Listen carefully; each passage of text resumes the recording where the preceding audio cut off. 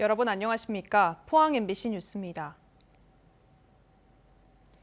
오늘 서쪽 지역은 폭염경보가 확대되면서 극심한 무더위가 나타나겠습니다.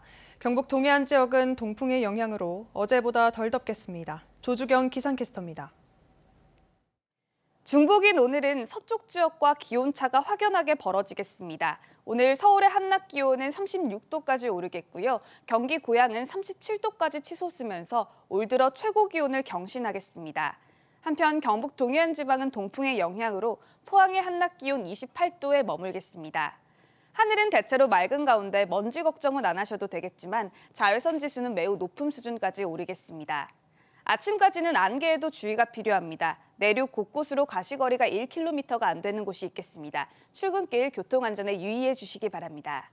이어서 자세한 오늘 날씨 보겠습니다. 아침 기온은 21도에서 24도 분포로 어제보다 조금 낮게 출발하고 있습니다. 한낮 기온은 포항이 28도에 머물겠고 울진 29도, 영덕 30도, 경주 31도로 어제보다 낮 기온은 1도에서 3도가량 낮겠습니다.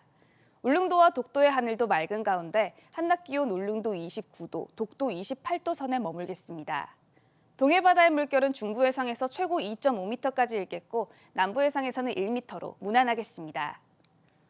당분간 별다른 비 소식 없이 대체로 맑은 날씨가 이어지겠습니다. 날씨였습니다. 경주에 있는 신월성 원전 1호기를 정비하던 중 원자로 바닥에서 길다란 금속관 하나가 발견돼 회수했습니다. 확인 결과 부실하게 설치했던 열 전달 완충판이라는 부품이 떨어져 나온 건데 언제 이탈했는지조차 알 수 없습니다. 더 큰 문제는 원자력안전위원회와 한수원이 열 전달 완충판이 없어도 안전에 문제가 없다며 이 부품이 떨어져 나가고 없는 상태에서 원전을 재가동하기로 했습니다. 원전 안전성 우려가 커지고 있습니다. 김용일 기자가 보도합니다. 지난 4월부터 정기 검사를 실시한 신월성 원전 1호기. 검사 도중 길이 29cm, 직경 6cm의 열전달 완충판이 원자로 하부에 유입된 사실이 뒤늦게 확인됐습니다. 열전달 완충판은 200도가 넘는 냉각수와 낮은 온도의 물이 서로 섞이는 지점에서 냉각수 배관에 가해지는 열 충격을 감소시켜주는 장치입니다. 지난 4, 5년 사이 이 부품이 이탈한 것으로 추정되는데 그동안 원전 내 이물질 감지기에도 전혀 감지되지 않은 것으로 드러났습니다. 안전 목적으로 설치한 부품인데 그것이 이제 떨어져 나갔다라는 게 이해가 안 되고요. 저희들은 좀 부실 시공이다라고 보고 있습니다. 그것이 원자로 안에 박혀 있었는데 이물질 감지기가 있다는데도 불구하고 그것을 감지해내지 못했다라는 것이 또 이해가 안 되고 있습니다. 예. 조사 결과 신월성 원전 1호기 건설 당시 열전달 완충판이 부실하게 설치돼 문제가 발생한 것으로 확인됐습니다. 사정이 이런데도 한수원과 원자력안전위원회는 후속 조치로 열전달 완충판을 다시 설치하지 않은 채 원전을 재가동하기로 결정해 안전성에 대한 논란이 일고 있습니다. 이 약한 것을 보완하기 위해서 설계상 달려있던 안전 부품인데 이것이 떨어져 나간 상태에서 계속 가동을 한다? 저희들은 상식적으로 이해할 수가 없습니다. 한수원과 원자력안전위원회는 이 부품이 없어도 냉각수 배관의 안전성을 확보할 수 있고 국내외 원전에서 유사한 사례가 많다고 밝혔습니다.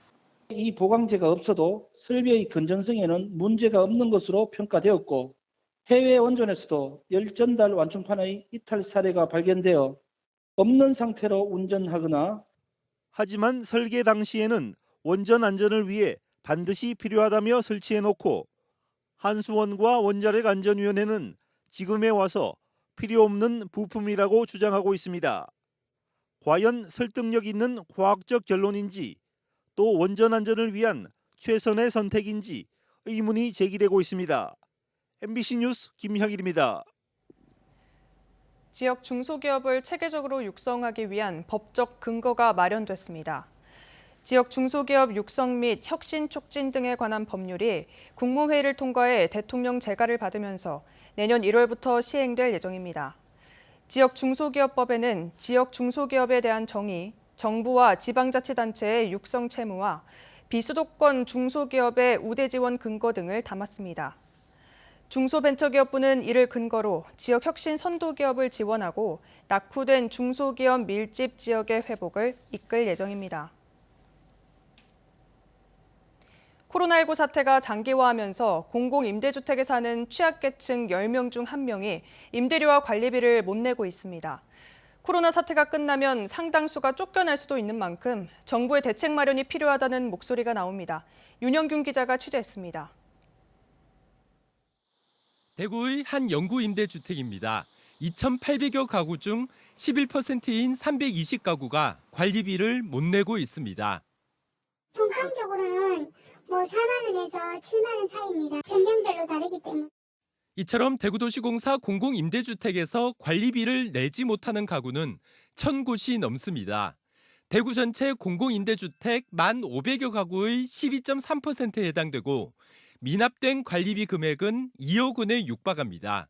임대료를 못 내는 가구는 더 많습니다. 1,200여 가구가 임대료를 내지 못하고 있고 미납액은 4억 5천만 원이 넘습니다. 경북 역시 공공임대주택의 미납액은 관리비 3,400만 원, 임대료 6,800만 원으로 둘을 더하면 1억 원이 넘습니다. 코로나 사태의 장기화로 공공임대주택에서 사는 취약계층의 소득도 줄어들면서 이처럼 임대료와 관리비 미납으로 이어지는 것으로 분석됩니다. 노점 장사하는 사람들도 못하게 되고 장사도 못하죠. 이런 모든 게 경기가 안 좋으니까 사람들이 생활하는 걸 못하니까 아무리 세금이라도 이런 것도 미납될 수도 있고. 공공주택 관리 규정에는 임대료나 관리비를 석 달 이상 못 내면 소송을 제기하고 확정 판결이 내려지면 자진 퇴거를 촉구하도록 나와 있습니다. 명도 소송은 보통 체납액이 보증금을 초과하는 1년 반 정도 이후부터 이루어지는 만큼 조만간 공공임대주택에서 상당수가 쫓겨나가기 시작할 것이라는 전망이 나오고 있습니다. 정부가 긴급 주거지원금을 지급해야 한다는 주장이 나오는 이유입니다. 나아가 소득과 재산에 따라 임대료를 차등 부과해야 한다는 주장도 나오고 있습니다.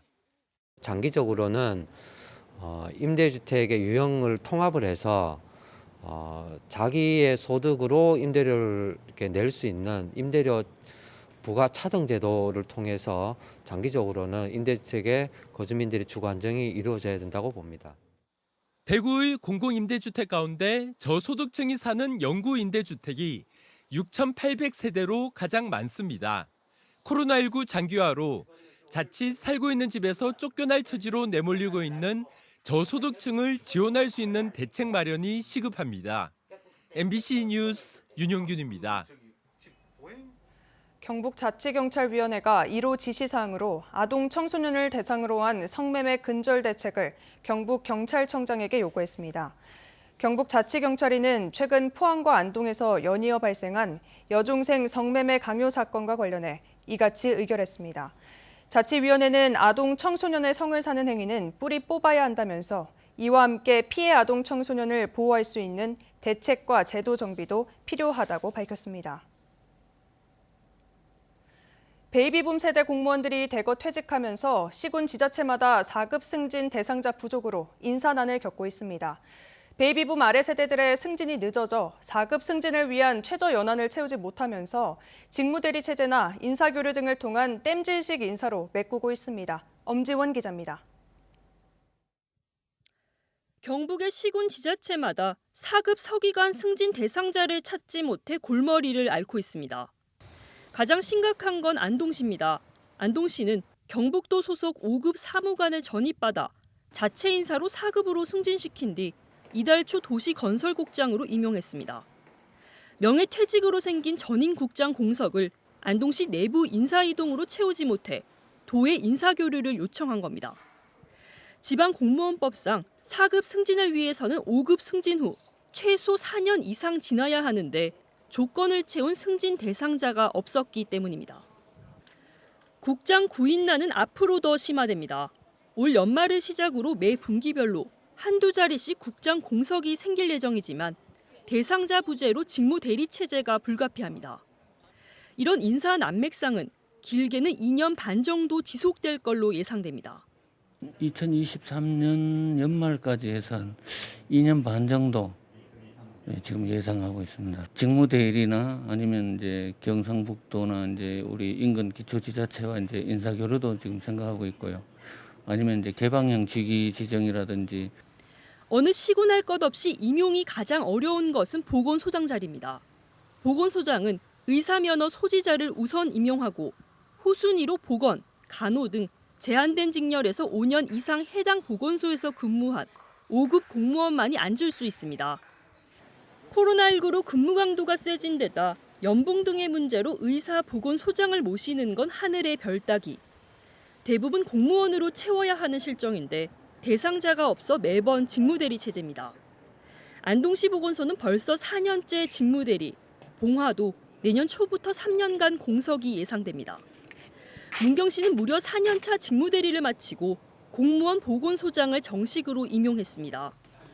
가까스로 승진 기준을 채운 대상자가 나와도 극소수에 불과하다 보니 선택의 여지가 없습니다. 내년 각각 2개의 국장 자리가 비는 영주시와 봉화구는 승진 후보자가 딱 2명만 있습니다. 어느 정도의 경쟁은 필요하거든요. 솔직히 말씀드리면 그냥 딱 맞게 올라오거나 모자라는 상황이 발생하면 기존에 올라와 있으신 분들은 뭐 나는 당연히 된다라고 생각하시니까. 베이비붐 세대의 은퇴와 맞물려 공무원 인력난이 당분간 이어질 걸로 예상되는 만큼 기초지자체와 공무원 노조를 중심으로 승진을 위한 최저연한을 축소하는 법 개정을 행정안전부에 꾸준히 요구하고 있습니다. MBC 뉴스 엄지연입니다. 경북교육청이 사립학교 사무직원을 대상으로 아동학대와 성범죄 전력에 대한 전수조사를 진행합니다.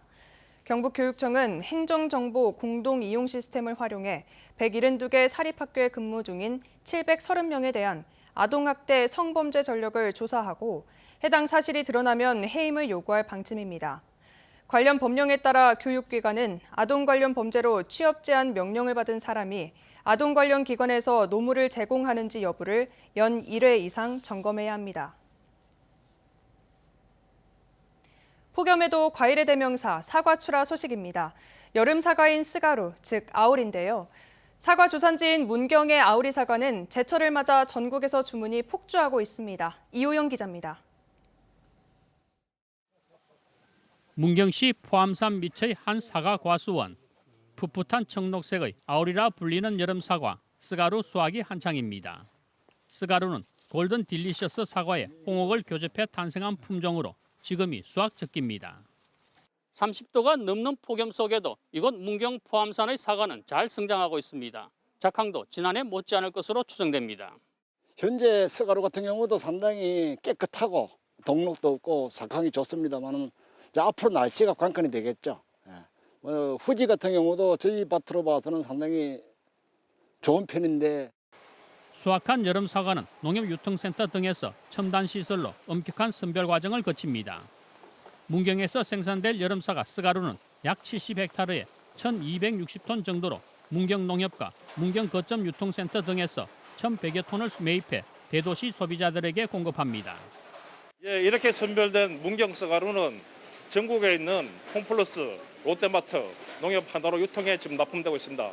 지금 현재 제철 과일로서 주문이 폭주하고 있는 그런 상황입니다. 초록사과 스가루는 과즙이 많고 새콤한 맛이 일품으로 여름철 소비자의 입맛을 돋우기에 충분합니다. 이번 아우리 수확을 시작으로 9월 홍로를 비롯하여 11월 부사가 수확될 때까지 문경에는 많은 사과가 생산됩니다. 사과 수확이 마무리될 때까지 품질 관리에 최선을 다하겠습니다. 지난해는 냉해와 탄저병이 많았지만 올해는 변덕스런 날씨가 관건입니다. 농민들은 풍년 농사로 코로나19를 극복하고 농가의 시름을 들어주기를 기대하고 있습니다. MBC 뉴스 이호영입니다. 포항시는 주택과 건축물에 대한 7월 정기분 재산세로 총 24만 2천여 건에 516억 원을 부과했습니다. 지난해와 비교해 건축물분은 1.4% 늘어난 반면 주택분은 5.3% 감소한 것으로 주택분의 경우 올해부터 1세대 1주택자에 대한 세율 특례로 다소 줄었습니다. 한편 상가 임대료 인하에 자발적으로 참여한 착한 임대인은 건축물분 재산세를 감면했고 중과세 대상인 유흥주점 사업장은 일반 과세 수준으로 감면했습니다.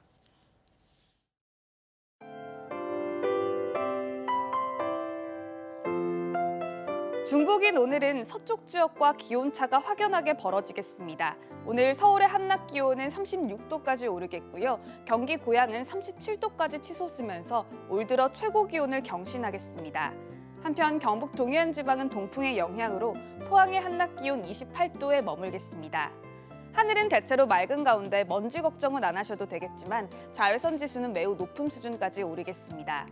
아침까지는 안개에도 주의가 필요합니다. 내륙 곳곳으로 가시거리가 1km가 안 되는 곳이 있겠습니다. 출근길 교통안전에 유의해 주시기 바랍니다. 이어서 자세한 오늘 날씨 보겠습니다. 아침 기온은 21도에서 24도 분포로 어제보다 조금 낮게 출발하고 있습니다. 한낮 기온은 포항이 28도에 머물겠고 울진 29도, 영덕 30도, 경주 31도로 어제보다 낮 기온은 1도에서 3도가량 낮겠습니다. 울릉도와 독도의 하늘도 맑은 가운데 한낮 기온 울릉도 29도, 독도 28도 선에 머물겠습니다. 동해바다의 물결은 중부 해상에서 최고 2.5m까지 일겠고 남부 해상에서는 1m로 무난하겠습니다. 당분간 별다른 비 소식 없이 대체로 맑은 날씨가 이어지겠습니다. 날씨였습니다. 이상으로 포항 MBC 뉴스를 마칩니다. 시청해주신 여러분 고맙습니다.